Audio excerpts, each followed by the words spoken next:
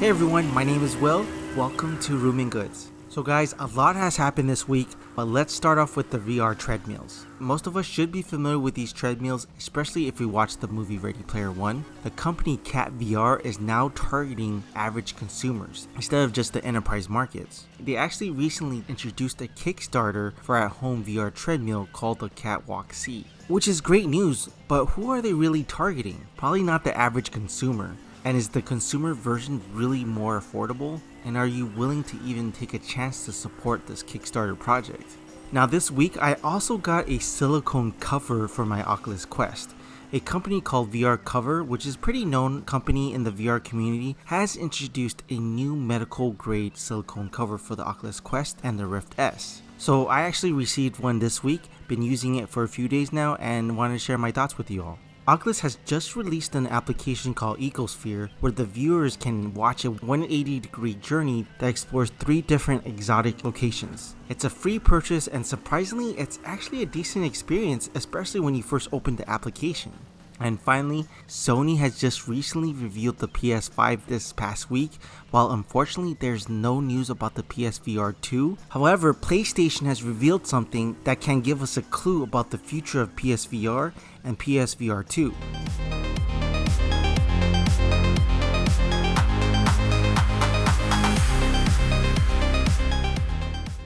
So let's first take a look at the VR Cover newest product. The silicone cover is for the Oculus Quest and it's also available for the Rift, and it costs $14 US. Now if you play games like Beat Saber or fitness applications like Supernatural, you know it can get pretty sweaty and uncomfortable when using the original foam padding from Oculus. Now the company VR Cover does have a foam replacement, but I was actually curious about the silicone cover. Now there's actually a few reasons why I actually got this. First and foremost, hygiene. Because the original padding can get pretty unhygienic, it can absorb things like bacteria, sweat, and oils that can be difficult to actually clean. With the silicone cover, it's actually sweat-proof, meaning it can block out sweat, bacteria, and oil off from the original foam padding. Now, according to VR Cover, it's a medical-grade silicone that does not contain any oil, so it's definitely safe for your skin. Second, it's easy to clean versus the original foam padding.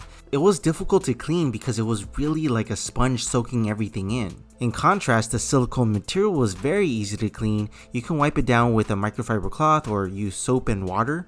And if you have antibacterial wipes, that's even better. Wipe it down and let it dry for 15 seconds and simply put it back on. Third was comfort. If you're in the Oculus Quest for an hour or two, it can get pretty uncomfortable if you're just using the stock interface. So after playing a good number of hours with the silicone cover, I definitely didn't have that same pressure on my face. It was actually soft, cooler against my skin, and it grips very nicely around the face. It's especially useful when you're prone to quick movements when you're playing a game.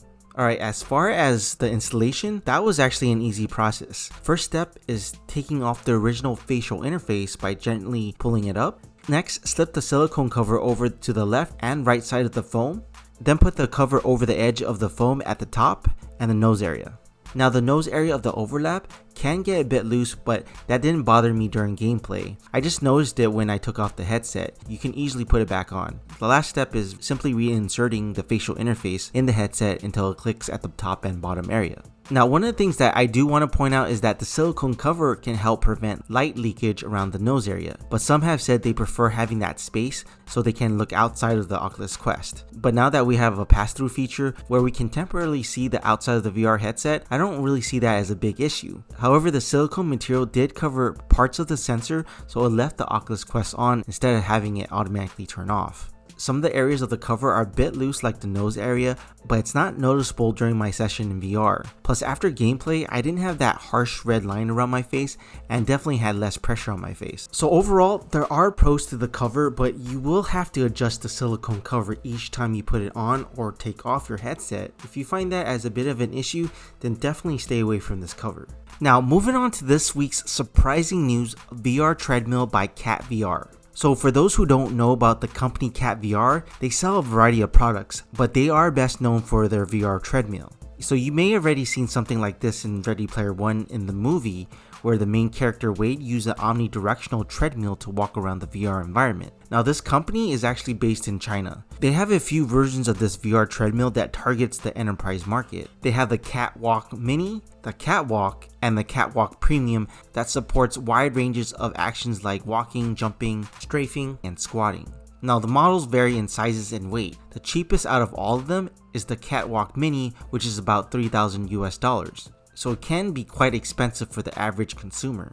So now they're back and they're going to launch a Kickstarter version to introduce a compact VR treadmill called the Catwalk C that targets average consumers. Catwalk has been advertising as being smaller. It's basically a compact version of the 2018 Catwalk Mini treadmill. The footprint of this Catwalk C is about 0.69 square meters, which translates to 7.43 square feet, but with the base stabilizing feet, it's about 1.54 square meters, which equates to 16.6 square feet. That actually doesn't sound too small to me, but anyways, it weighs 15 kilograms, which equals to 128 pounds, and the height of the treadmill is about 5 feet. And the weight limit for this is 286 pounds. So this provides 360 degree of motion. And the starting price is not too bad. Since this will be a Kickstarter project, the early bird price of the VR treadmill $699 plus delivery fees. They will start crowdfunding this month. Price will likely change if or when it goes into the consumer market. I suspect they will double the price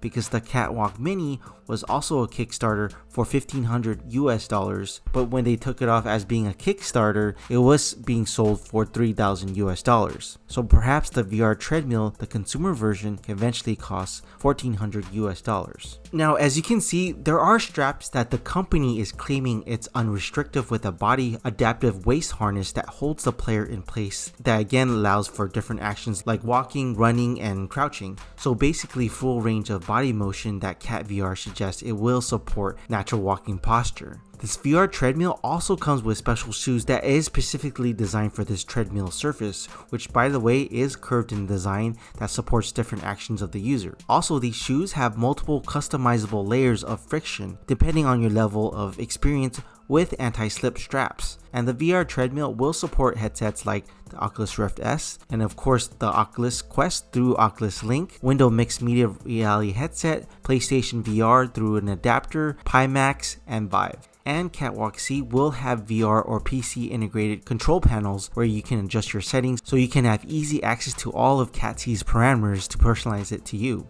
So who is this actually for? Well, it's most likely targeted to VR enthusiasts who may already have a VR-ready PC with a proper VR headset and a dedicated space for it. Otherwise, I just don't see anyone who's starting out in VR or people who don't have proper hardware to support this tech actually getting this. At least not likely, because it can get expensive. What do y'all think? Anyone interested? Let me know down in the comments. Now, I have heard mixed reviews who actually tried the previous versions of the Cat VR treadmill. Some have mentioned it can feel unnatural when moving around. They felt like they had to push to walk as opposed to walking naturally. Also, others have said it felt more like you're sliding in ice, so it's not really a treadmill where you're actually walking in place. Now, I just want to preference these comments are coming from people that tried it in the trade shows only. So these people didn't actually own one. But here's the positive spin to all this. This company is really trying to bring us closer to merging us to VR, and I think they should keep trying, even if this consumer version falls short. Maybe one day they'll crack it, you never know. I mean, look how many iterations we had with VR headsets until we actually got something like the Oculus Quest. So speaking of Oculus Quest, they released a new experience called the Ecosphere, and the purchase price is free, and it's actually a pretty decent experience. So Ecosphere is basically a 180 degree journey that explores 3 different locations: Kenya, jungles of Bornea, and Raja Ampat's Corals Reef. Each experience is 15 minutes, and I'm actually hoping they'll expand their library of locations in the future. So when you first open the experience, you enter into a space environment and a 3D model of a spinning globe appears right in front of you that's used as a navigation to enter into different locations. You'll see a few hotspots that you can select from. Let's say we picked Kenya. When you first enter the experience, the viewer actually is welcomed by this surprising animation work. Plus, you can interact with it by spinning this thing like a globe. Now, if you want to enter into the virtual experience, you'll first need to download it. It's a 2 gig file, so you'll probably have to wait a bit depending on your speed of your internet connection, but in the meantime you can leave this location and go to other locations and queue them up to download. So once the first experience is done downloading, enter that one and the other locations will or should continue to download while you're viewing the first one. So by the time you're done with your first one, the other two should be done downloading. I actually thought the cinematic footage were well put together along with the narrated stories. My personal favorite was the underwater scene. I thought the level of filming the coral and the manta rays were actually pretty impressive.